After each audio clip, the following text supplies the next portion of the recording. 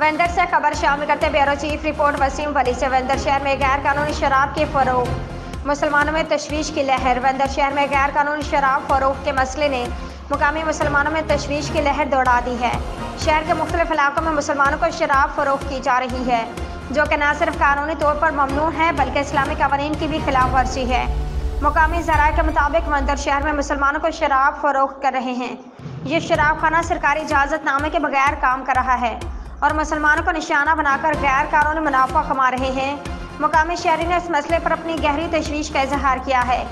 एक मुकामी रहायशी ने नाम न जाहिर करने की शर्त पर बताया कि ये शराब खाना हमारे नौजवानों को तबाह कर रहा है। हमने कई बार शिकायत दर्ज कराई लेकिन कोई कार्रवाई नहीं हुई।